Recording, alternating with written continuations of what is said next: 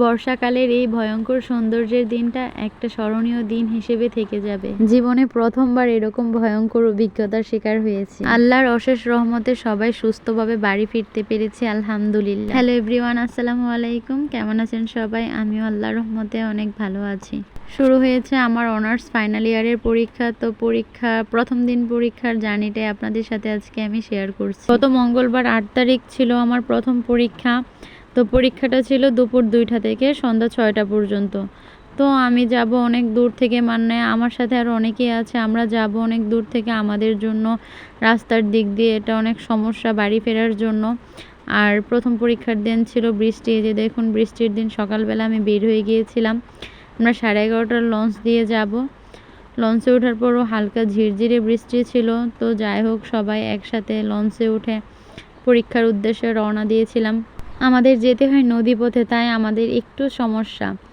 তো যাওয়ার পর সবাই একটু অপেক্ষা করছিলাম, কারণ বৃষ্টি হচ্ছে আর আমাদের হাতে কিছু সময় ছিল। তাই অপেক্ষা করে পরে নাস্তা করে তারপর গিয়েছিলাম পরীক্ষা দিতে।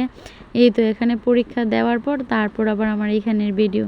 যাই হোক, পরীক্ষা দিয়ে এসে পড়লাম সবাই, আর এখানে অপেক্ষা করছি। এখন আমরা লঞ্চঘাট যাব। আর এখানে লঞ্চঘাটের লাস্ট লঞ্চ হলো 5:30টায়, আর আমাদের পরীক্ষা শেষ হলো 6টায়। তাই সবাই মিলে একসাথে স্পিড বোটে চলে যাব। আর বর্ষাকাল তো স্পিড বোটে যাওয়াটাও একটু ভয়। আমি সব সময় পরীক্ষা দিয়ে স্পিড বোটে আমার যেতে হয়, কারণ বাড়িতে বাবু রেখে এসে তো আর লঞ্চে তো আস্তে আস্তে যাওয়া যাবে না। তো এবার সবাই একসাথে স্পিড বোটে বাড়িতে ফিরছে। আর যে ভয়ঙ্কর সৌন্দর্যের কথা বললাম, মানে একসাথে সবাই স্পিড বোটে যাচ্ছি, ভালো লাগছে কিন্তু আবার ভয়ও লাগছে। প্রথমে তো যাচ্ছিলাম ছোট নদীর ভেতর দিয়ে, তখন তেমন ভয় লাগেনি, সবাই একসাথে ভালোই লাগছিল, ভালোই আনন্দ করছিলাম। তারপর যখন বড় নদীতে প্রবেশ করলো, সন্ধ্যাও ঘনিয়ে আসছে, তারপর বড় নদীতে ঢেউ, সব কিছু মিলে একটা ভয়ঙ্কর অবস্থার সৃষ্টি হয়ে গেল। আমরা সবাই স্টুডেন্টই ছিলাম এখানে, আমরা 8 জন মেয়ে ছিলাম আর 2 জন ছেলে ছিল আমাদের সাথে। তো কি করার, কিছু তো আর করার নেই, রাস্তা তো পাড়ি দিতেই হবে। এই যে দেখুন কেমন একটা পরিস্থিতি, সন্ধ্যা হয়ে গেল একদম নদীর মাঝখানে, নদীতেও ঢেউ ছিল, কোথাও কোনো নৌ পরিবহন আর দেখা যাচ্ছে না, মানে আমাদের স্পিড বোটটাই শুধু ছিল। তো যাই হোক, আলহামদুলিল্লাহ আমরা শেষ পর্যন্ত ভয় কাটিয়ে আমাদের ঘাটে এসে পৌঁছালাম।